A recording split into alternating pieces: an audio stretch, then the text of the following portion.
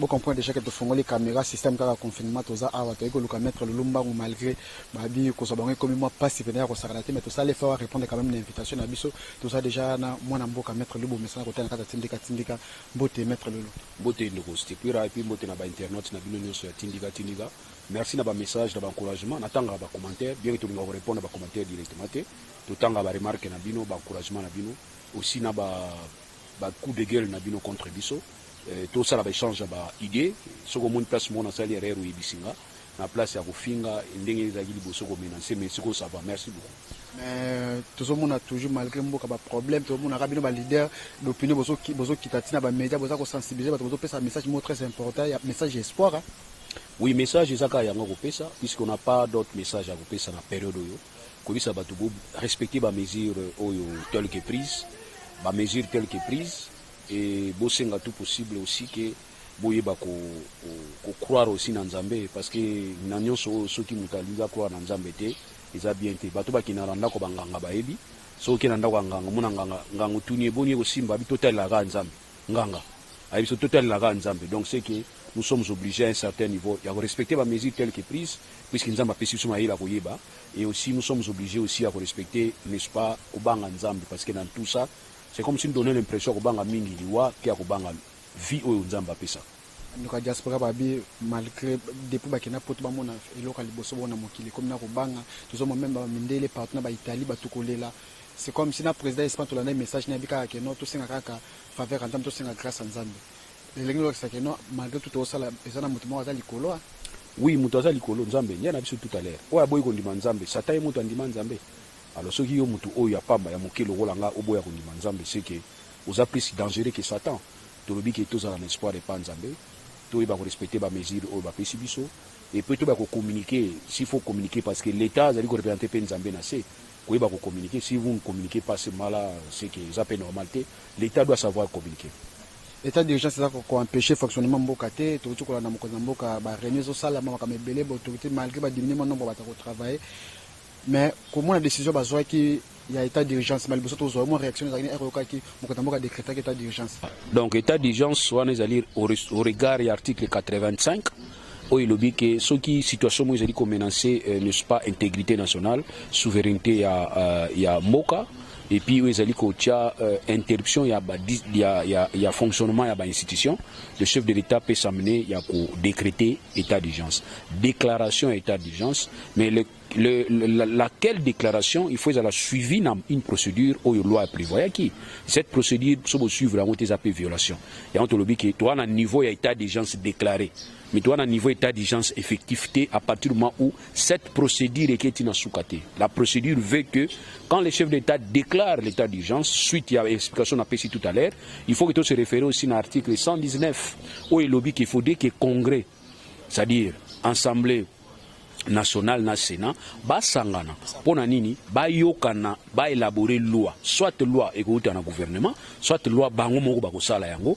pour permettre que la loi wana ezala promulguée par le chef de l'État mais avant que loi wana ezala promulguée par le chef de l'État il faut que loi wana ait le cas na vigilance ya cour constitutionnelle pour atala soki loi ezali ko répondre na idée ya législateur voilà procédure wana isengamaki pona nini c'est parce que le législateur a institué la RDC système mixte. Le président a le droit de décision sauter. Il faut se référer à autres pouvoirs. Les autres pouvoirs, dans le exécutif provincial, tu as deux têtes de décision. Tu as décision, d'abord tu as le président de la République qui est le chef de l'exécutif et tu as le gouvernement qui est le chef du quotidien. C'est-à-dire la gestion quotidienne, il y a Mboka. Il y a un exécutif. Alors, ce qui est loi, c'est au niveau du Parlement. Le Parlement a le pouvoir législatif. On a pu pouvoir examiner ndenge mboko ekotambola et ce que longwe wana il faut que na niveau chef de l'État a promulgué pour atteindre ngona cour constitutionnelle kuna ne ba bengi yango pouvoir judiciaire donc c'est à dire il faudrait que les trois pouvoirs se mettent en musique que trois pouvoirs ba sangana pona koyeba que na état exceptionnel toza nango oyo ba benga ngo régime exceptionnel ndeni ba otamusa mboka mais ici nous sommes limités à une simple déclaration et puis finalement c'est tout voilà ngala ngona lobike. En tant que scientifique, nous avons contredire, mais nous avons point de vue en tant que scientifique. Nous avons un état d'urgence déclaré, mais nous n'avons pas un état d'urgence effectif à partir du moment où ils suivent les procédures où le législateur a s'engagé. Mettre l'état d'urgence, c'est comme si yoza moi mutamibe koyebi na état d'urgence comme kozamba comme tazwa décision yemoko ba miso ba kozwa décision te. Yango na tolo basikoyo législateur na biso apekisa hibiloko wana a empêcher mukonzi mboka alongola même ministre. Est-ce que boye bakango mukonzi mboka ko lamuka yimo ta longoli ministre. Il faut alongola ministre sur proposition ya premier ministre. Ou soit ceux qui ministre a démissionner, il faut que le ministre parlement et assemblée nationale et que longwa démissionner. Tout ça les motion, il y a défiance. Donc voilà comment ça se passe. Alors moi je ne voudrais pas que topé cette impression, c'est comme si nous sommes dans un pouvoir, dans un régime présidentiel. Nous sommes dans un régime semi-présidentiel où le président est amené à travailler. Article 91, il faudrait que le gouvernement et le président se concerter dans la politique nationale. Donc, je ne sais pas que non. Et aujourd'hui, même, il y a un pouvoir régalien, un ministère régalien, où il y a un président qui ils ont rajouté comme un ministère à concertation. Donc, même au niveau politique et extérieur, il faudrait que les chefs d'État se concertent dans le gouvernement. Il ne faut pas croire que le pouvoir nion se allie entre les mains du président. Non, le président est limité, mais il est le chef de l'État au regard de l'article 69 comme arbitre. Ce qui est côté il en tant qu'arbitre à intervenir. Mais dire que il est décision, non. Mais pouvoir décréter état d'urgence, état de siège, même la guerre, ils allaient appartenir, mais sous des conditions bien précises par la loi. Nous avons le professeur Kinshasa, nous avons un confinement, toujours dans l'évolution, mais avant le confinement, le gouverneur de la ville a pris une décision, il a paniqué partout. Après, la décision a changé, il a intervenu par le premier ministre a annulé la décision. Tout le monde est sous le même gouverneur, a pris une décision pour le confinement dans les 6, qui sont les 20. Bon, au moins, la différence, nous sommes beaucoup plus proches de la politique française, dans le régime français. Nous ne sommes pas comme les Américains. Les Américains, les États-Unis d'Amérique, c'est-à-dire les États fédéraux, et Sangana, et les États-Unis. Nous avons une loi fédérale, une loi aux États-Unis. Vous avez remarqué, certains moments, Trump a pris une décision sur la loi immigration. Mais il y avait une juge fédérale, il y a État Moko Boyakiam. Alors que il faut s'exercer pas na bisoté, il faut s'exécuter pas, il faut s'appliquer pas na bisoté. Donc on a besoin de façon na bango. Peut-être il y a un gouverneur et a vu la s'inspirer qui. Tant que on a État New York gouverneur à s'opposer contre telle mesure prise par le gouvernement par les États-Unis, on peut dire ah donc c'est que gouverneur ngapé na ola mukanga tongo peka ya ngomoni sopeli sopaki. Premier dessus sopaki. Or nous sommes dans une administration to bengaka, il faut respecter hiérarchisation et aussi respecter l'espace où il y a des pouvoirs à compétences mutuelles, c'est-à-dire à compétences communes et à compétences exclusives. Mais au Wana, dès lors que le pouvoir central s'impose déjà dans la mesure d'Azouaki, il faut que toutes les provinces balandent. Or, nous avons déjà senti ce genre de dysfonctionnement. Rappelez-vous la nomination, il y a un bourgmestre. Permutation basalaki. Nous avons dit qu'il y a une violation, il y a une loi le principe la loi fondamentale les principes fondamentaux, il y a libre administration. Exceptionnellement ici il y a élection dans les salamités. Mais qu'on a toujours géré au regard à l'ordonnance loi 082 si je m'abuse. Dans le cadre de la nomination, il y a un bourgmestre, il faut que proposition ou pas un ministre intérieur. C'est le seul ministre intérieur qui a la proposition par le chef de l'État pour nommer. Il faut que se tenir d'abord dans la loi. En attendant, l'élection ça n'a pas place de l'élection comité. Mais vous avez vu comment est-ce que le bourgmestre est nommé dans la ville de Kinshasa et permetté même. Or, Tochaka Makele n'a pas ensemble. Tant que on va se retrouver, ça l'a fait. Vous vous rappelez, non? Ça l'a matinée, Obina, nommé Bisso, bourgmestre, adjoint Moko. Nicolas Pérez a eu une suspension, il paraît que c'est bon, donc, Bisso Lubagi qui non, bon accepter violation en athée. Sinon, il faut la porte dans Makamususu. Mais la porte dans Makamususu. On se réveille, oh non, ville à Kinshasa, confinement total. Tout ça, oh. Mais tout ça déjà en quarantaine. Bien que tout ça en quarantaine, quelles sont les dispositions pour une quarantaine? Vous voyez que ville à Kinshasa en quarantaine. Pas d'entrée, pas de sortie, il y a bateau. Bon, maintenant, entre-temps, tout ça, les côté. Les lois, aux décisions, même les décisions à Gombe, vous avez des difficultés. Vous voyez pas, difficulté que vous avez parce que, vous avez des ceux qui disent 6, ceux qui disent 22. au 20, c'est bien, 14 jours. Mais boyebisi batu ba disposition ba kotambola. Batu ba kotambola ba bazana tangi ba liste batu ba kotambola. Mais na kati ya liste batu ba kotambola botie batu moko ta. Est-ce que boyebi ke Gombe ezani ti capitale ya Kinshasa? Est-ce que boyebi ke Gombe batu mingi bafandaka na Gombe? Bango ne ba patron ba fungulaka ba supermarché na cité. Est-ce que boyebi ke na Gombe ne bozo mona ba patron belé bafandaka na Gombe? Bana ba dépôt na bango na cité, bazana ba boutique na bango na cité, bana ba supermarché na bango na cité. Est-ce que boyebi bien? Or nous tungo sepelani boy sabiso ha Gombe et vous allez confiner totalement samedi na dimanche. Pour nani? Pour permettre biso toko tsami tukana biso pour désinfecter et désinfecter nini ba balabala ni to mona pays mususu. Omoni mituko ba boka oto o ba boka la biso maya salité kala maya moto. Oyebi yango susu do mituko ngwe kene kufa. Bino linga mituko ne ya pona ko panza ba marche opposition. Or mituko na to wana ngo besoin. Po bo tchaba kisi na kati po bana ko panza comité Gombe pendant même 2 jours. Comme ça vous allez sûr que muto akobima na balabala ko maladie. Mais entre-temps, beaucoup ba ko déclencher procédure ya ba dépistage. Or dépistage na surface moko élargie et qu'on répondre parce que ça va nous demander plus de moyens. Qu'est-ce que nous aurions peut-être préféré? Populaire pe na Kinshasa to ka mo ba fuite zo bima déjà que non ko namoka zo ki décision système Madagascar ba taba quantité populaire mais on a pris moko ya C ba hotek. Ah, c'est une bonne idée. C'est une bonne idée. Ça idée kitoko. Alors qu'est-ce que tu nous sampi ko sepela makasi? Na baka o bozwa ki liboso. Na baka bolobi 120 so combien ça? 135 ou 135 wana bozwa bango hein? Botia bango na ba hôpital té. Bo réquisitionner même hôtel. Ba mona na peut-être. Ba mona na té, ça aussi c'est un problème. Bo réquisitionner hôtel.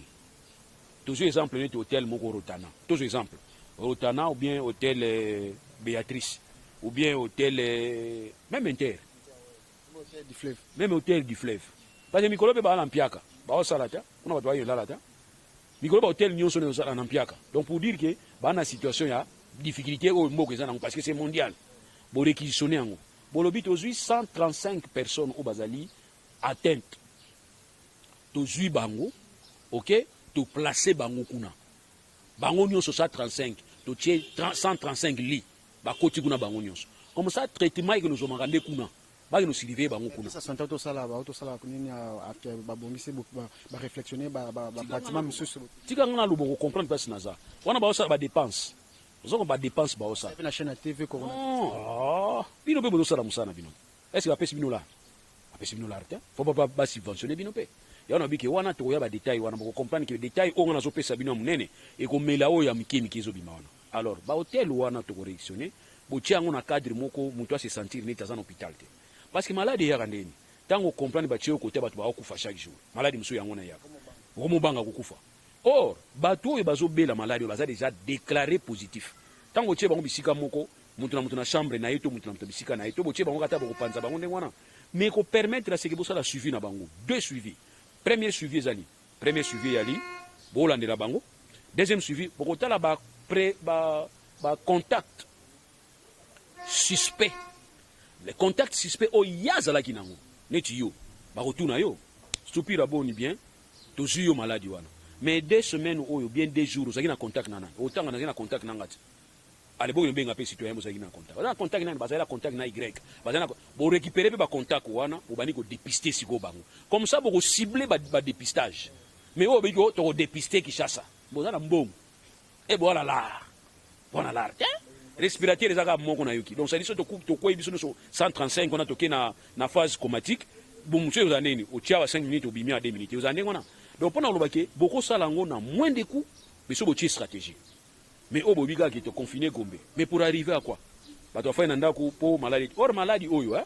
Pour ici là il faut combattre. Mais bino maladie oyo pour ici là besoin confiner bah tu peux une solution non? Qu'on confiner bah tu ça bien. Mais maintenant les mesures ce n'est pas les mesures mais plutôt ce que vous faites après les mesures. Quels sont les moyens pour disposer après mesures pour lutter réellement contre yango. Yango toujours mon até. Et quelque part au sentir moi dysfonctionnement. Non, nous avons déjà une expérience. Il y en a eu tout à l'heure, Ebola. Vous voyez que Ebola, Andiga qui a mon Kinshasa, na RDC. Ebola limité. Ebola même na Kinshasa a déclaré. Non, c'est-à-dire pour dire que nous avons eu des dispositions à endiguer à partir de Kati. Pour le pays place épicentre Ebola là-qui. Avant qu'Obima y avait sérieux. Bazo contrôler. Avant que tant mati, tant aux autres qui dans le pays, biso période en Afrique du Sud. Tous avez contrôlé à partir de Kinshasa. Va vérifier biso na ba mesure au bazokawana, au batala écoutez ceux qui tous a atteint na Ebola. Mais tant que comme à niveau de l'Afrique du Sud, ils ont eu le temps aussi, il y a Koyamba biso, ba outi na RDC, bien que to outi na province épicentre té, to outi na capitale, ba on peut ba yebi que na capitale Ebola komagité. Mais ils ont eu quand même le soin ya kozwa biso, ba checker biso. Ceux qui to sala ki ndengona pona coronavirus, je vous dis la vérité, nous aurons peut-être déjà trouvé une solution. Mais de trouver une solution, rappelez-vous, premier cas, c'était quoi nous sommes biso. Premier cas, Ekoti, Ekomi 2, Ekomi 3, Ekomi 4, Ekomi 5. C'est comme si nous avons le plaisir d'annoncer Batou, pronostic. Ok, malé, même pour chuter l'entretien, abisso, affaire peu ya chloroquine, maman livre créé polémique, place Sébastien qui a une fabrication, banité loko moroté, mais avant docteur Mouye Mars de loko bon officiellement dans les médias, c'est que va constater en privé après un dimanche. Bon, au moni. Bon, on a entre biso. Heureusement, émission dans Lingala pour amender musuba yoga Lingala, mais ba comprendre te, ba en difficulté ou spécial. C'est comme na YouTube, on a traduction ça. Ah, il y a un des problèmes. Mais na Lingala ça na Lingala na ninga kimia. Mboko na biso tous exposé. Tawa ça rabino que tous exposé sanitairement bon dimaka biso te. Vous comprenez ngai? Chloroquine na maboko maman olive. Oh. Tout nanga question. Et comme na maboko na indeni. Et comme il y a beaucoup de ndenge nini so tel pe ba marque nango wana ba place yango basali yango libanda RDC basali yango na RDC n'est-ce pas? Mais est-ce que nous sommes membres ya organisation mondiale ya commerce? Est-ce que dit que na organisation mondiale ya commerce ba pesa ba norme na o itali commerce extérieur? Est-ce que dit que avant que produit ou dans un pays mususu faut pesa certificat d'origine nango? Est-ce que vous dit que nous avons signé un contrat avec Bivac pour ça dans la biso to bengaka contrôle d'embarquement? Est-ce que vous voyez que ce Bivac a sali contrôle d'embarquement peut ça to bengaka attestation de vérification AV? Est-ce que vous voyez que attestation de vérification AV y a dans beaucoup coopérateur économique? Est-ce que vous voyez que attestation tango y a dans beaucoup coopérateur économique y a dans beaucoup circuit entre Bivac na OCC? C'est pour Bivac na extérieur na Bivac localement, ça dit na Kinshasa pour permettre à ce que fraude à la tête. Est-ce que vous avez coopérateur économique faut qu'il note dans bureau à Bivac c'est l'attestation na isoki bandima kiango? Est-ce que vous avez que attestation Bivac on a faut batinda on a OCC pour vérifier? Est-ce que vous avez que marchandises net ba sanitaire alimentaire avant et quota même na niveau RDC faut pas ça la moto benga contrôle sanitaire? Est-ce que vous avez que na niveau port na biso ba service à quarantaine bazalaka mais basala ka musalati bazoaka même mbongo par conteneur bazoaka plus ba 700 ba $600 pour na vérifier conteneur musala basala raté? Est-ce que vous savez que nous avons l'OFIDA qui a droit à vérifier quantité et qualité à marchandise? Est-ce que tu réponds à ma question? Tu réponds à ma question? Tu réponds à ma question? Est-ce que moi qui te réponds à ma question? Vous savez que vous vous étonnez. Vous vous étonnez que qui c'est comme une beaucoup et comme une dispo et comme une dengue. Non, on a tout une question. Et comme une dengue na beaucoup maman. Et comme une dengue. Oh, nous avons des services qui peuvent nous renseigner. Bas service ou bas service ni. Oh, tu tiens à la frontière. Oh, tu tiens à la port. Avec toutes les dispositions, il y a vérification. Na bas segus. C'est-à-dire, il y a que tout ça, c'est une façon qu'on a que payer ça, c'est-à-dire nos frontières sont poreuses. Ce qui est logique. Oh, ce qui est un secret. Qui était chouchanase. Tout ça la polémique. Moi, la maille, on a un peu cadeau, nanine. On peut sa cadeau, Zélanto Tchekiana. Yagindengini. Cadeau, yagindengini. Parce qu'il y a qui se bat au mena. Cadeau, yagindengini. Ono, cadeau, et yaki, ba document nanga ngoyo, ba importation nanga, bilité de liquidation nanga ngoyo, certificat d'origine nanga ngoyo, AV nanga ya Bivac ngoyo, ah bon vérifier pe na niveau Bivac, bon vérifier na niveau OCC, et les gars malamu. Maintenant c'est le ministère ya commerce extérieur. Ndé ekoluba bouye pour na produit wane côté na circulation. Oui que produit pour circulation sanitaire ya pharmacie, il faut les gars na autorisation belé. Oui bango. Ministère la santé peut attaquer na département moko à contrôler la pharmacie. Donc ça dit avant ça la même importation. Voilà. Vous comprenez? Donc avant ça l'importation ya produits pharmaceutiques na mboka na biso. Soko zui autorisation te okosala te. kala ba démarche na kota bima ezande ba service ndefo ya rassurer biso ezate ke ono mama wana yanango abana wisa binoki na soma ki yango na Bruxelles na soma ki yango 12 francs non il faut que ba service nde bana ko renseigner biso ke peuple to senga bino za la tranquille mal qui sonne kota ki to vérifier ki déjà boyuna boye elanda ki norme normale elanda ki mais ezate alors boye sabiso lelo ke ono balobi ke ezala ki poison balobi ke za malamu te ça c'est votre problème c'est pas notre problème. L'autre mot qui est na soka pour tout ça d'entretien malgré que maman va bi à part ba ki se bima que ça mabe comme so ba tomate na ba to ba liate ba pondu na yedo que ça ko be ba do ba pozo type la pondu to comme la soka da to to ces entretiens na biso to uti ko landa wana que des kabaya chef de l'état uti ko détourner salaire ya ba to surtout ba sa ba sala na présidence moi un mot par rapport à Hollande on peut na habité est-ce que ngane fona ba ko kangaye to ngane fona fongola dossier est-ce que habité que nous avons toute une institution Oyo et ça là ka autobenga réquisition de formation. Est-ce que vous évitez que la présidence c'est une institution qui demande aussi ceux qui bayo qui foutent ndengona parquet ko fongola pe n'est-ce pas to bengi réquisition de formation.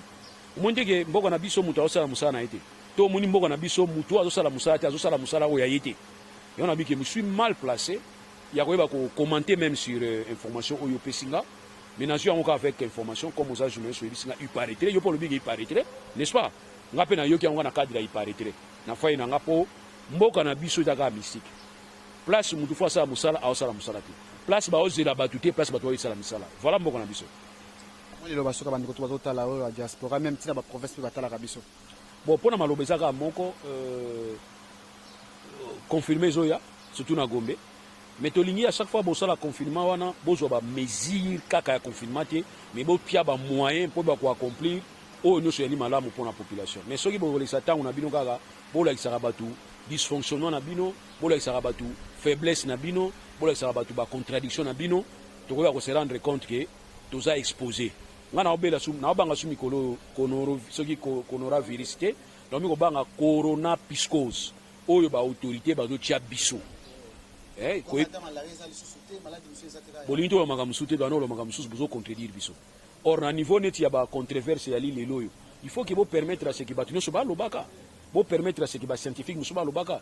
Mais ORR n'a pas yanim. Syndicat unique. Comité scientifique unique. Donc, kaka oyo bango bakoluka. Kaka oyo bango bakoluba. Kaka yango ndeza po boyoka. Mais à niveau à poto to moni controverse entre Didier Raoult na ba expert mususu. Ba osa la contradiction. Ça c'est vraiment et c'est ngona ngaiza makasi yango mais yango na bigi na peso exemple gars qui c'est ngona makasi yango na ya komona ke na niveau France vous sentez la démocratie même na ba décision ya makasi ou ba scientifique mutamta wa pesa vie na ye tango to pesa vie na zo permettre l'état za na une gamme donc l'état za na une gamme ya ba décision ya kozwa donc ba possibilité ya ba décision auto bengaka panel il y a des décisions qui permettent d'asseoir décision. Et là aussi, on a remarqué par les Tiani. C'est comme si le docteur Mouyemba a la porte-parole au gouvernement, à la ministre de la Santé, comme président, comme gouverneur, comme. Non.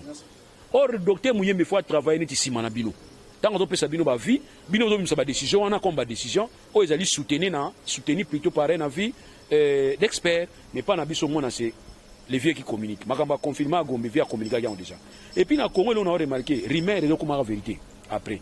Ou bien, dans le Congo, on a remarqué, Zani, c'est comme si c'est écrit les assoutés. Vous comprenez? Ils ont déjà avant. Oh non, bah donc confiné qui ça ça. Makamba demandé où combat d'accord. Décision samedi. Donc, nous avons compris souté. Or, les bons réflexion. À partir de la réflexion, on a besoin de réflexion et puis pour permettre à ce que secret mon quoi bimaka kana maboko chef d'État neti biso tout au camon. Mais le moment que chef d'État reçoit décision semaine prochaine. Le tout est bien déjà. Neti ngaba semaine pas décision ming chef d'État reçoit semaine prochaine tout est bien déjà. Dans les réseaux sociaux. Vous me comme ça yangwana. Et ça prouve que ça dit ça prouve perméabilité moko za na katiwa. Et puis ça prouve qu'il y a une façon un peu légère. Moi légèreté mo za na katiwa. Et oui, c'est vrai. Nous sommes en train de voir. Comme la soka, tout le monde qui Congo, qui nous azobanga corona, qui nous azobanga nenzala. bon nzaleza vraiment déclaré que non soka nzala tokusandeni. Est-ce que oui que nzaleza master congolais nzaleza master congolais un ami babeka fidèle ami fidèle ya congolais za nzala boy ba te yana bisi batu mususu ke bosomi ba loso to somi heureusement guerre na biso ya li guerre moko ndengeza mais imaginez que ezala guerre ou la guerre conventionnelle guerre ya li ki masasi zo beta na gauche beta na yo chama ya fufundeni to chama ya loso ndeni. Et on a vu que nous sommes obligés à avoir une bonne information. La bonne information, il faut que pas le gouverneur Nabiso. Et aussi pas l'État Nabiso atique à dysfonctionnement. Aussi pas l'État Nabiso aïe que la vie est allée à préserver. Mais nous avons ça faute parce que tant que coronavirus est bandaki dans le monde et si prenant qui va grande puissance et si prenant qui va français, et surprendre Chine et surprendre Europe. Mais nous ne sommes pas obligés de dire que tout ça surpris. Donc différence na biso na bango yangwana. Nous savions déjà que coronavirus ils sont makaboyi mais bango baso yango brusquement. Donc tika kolbaki brusque to yebaki. Parce que premier cas auto zoaki to yebaki déjà que premier cas. Pour besoin de disposition jour wana te. Voilà peut-être position na yangwana mais bon respecter kaka ba mesure o ba pesi biso ya kosokola maboko yangwana batu ba oli na o ma ezati.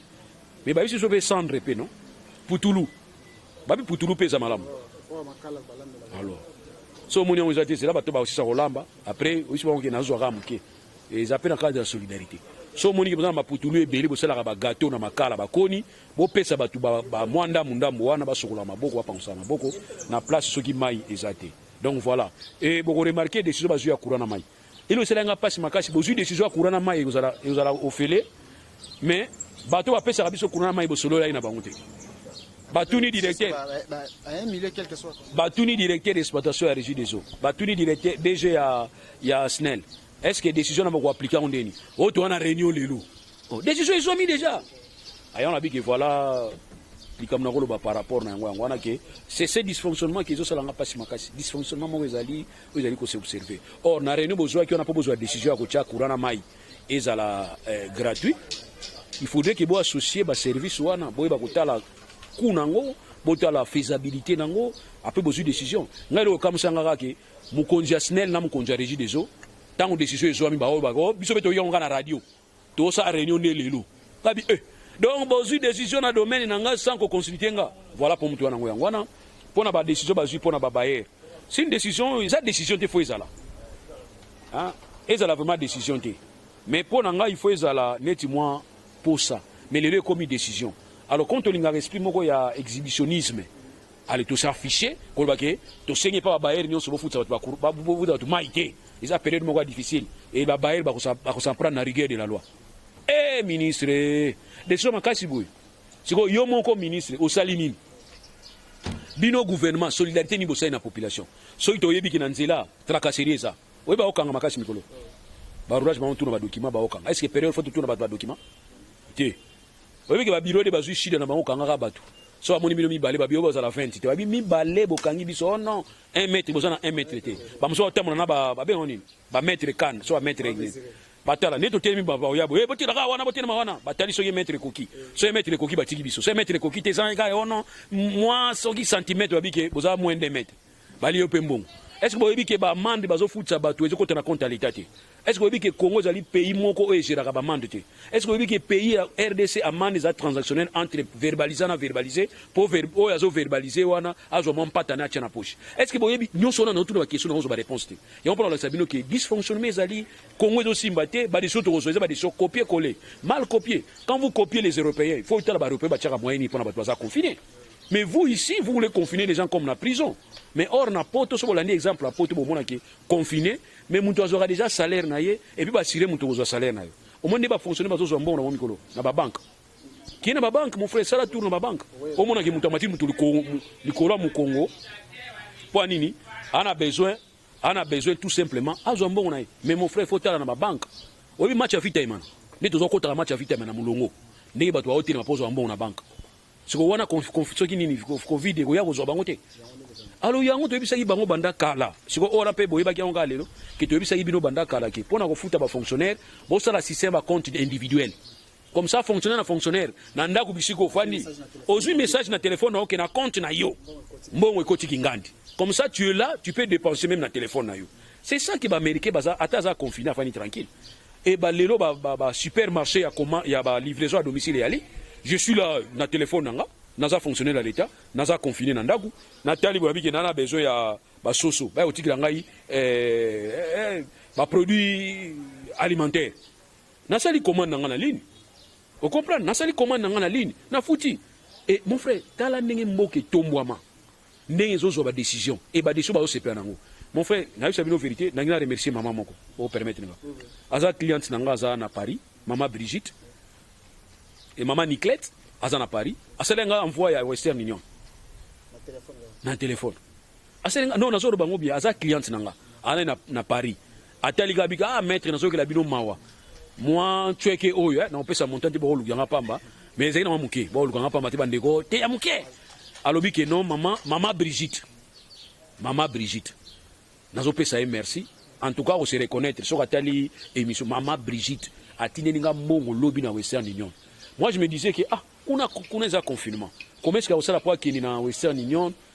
On a bien un ernim. Na 21h. Abina otinde la yo, mongo na Western Union. Non, c'est que là, il faut la code. Dès qu'on a un message, na fongo la message boy code mais aussi union sur place. Nathalie era sala ki ngona 20h. Ngabi tala mboka oyo. Ata bo confiner bango, aza nanda kwa totinda mutumbongo. Bon on peut na zo ki ngo to kabola na cabinet. Donc pour na tous na informer ba to ba candidat ki la reza. To kabola na cabinet. To kabola na ta cabinet. Biso no so kabola ki on est tout ça la dessus. Maman Brigitte et maman Niclette. Maman Niclette, merci. Mbongo grâce tambo tindaki mwana na grâce tambo tindaki na zo ki ngo. Western Union. Ici aussi, on pouvait adopter ces systèmes de paiement électronique. On n'a pas besoin de se déplacer. Donc, si on veut que la société wana et que livrer ma marchandise dans Daku, à tes ana gombeza confiné que va passer au la société wana et livrer. On a besoin de machine. Na sali commande nanga à partir pas craindre bango bazui batali a commande ya lulu yangoyo a sombi soso a sombi loso mutu ke yeti na porte Ndaku kokoko biloko na yo yango wana. Ata bo confiné 15 ans, 20 ans, to fa ina biso. Mais pas na binoa rien. Ozotinda muto kende guerre. Bunda pona mboka. Bongo arme na ubundela. Oizate kinega nzamba ko batila yo. Tala ne ba otinda biso to keno fana na ndako. Maître Loulou, merci vraiment pour l'intervention. Merci na bande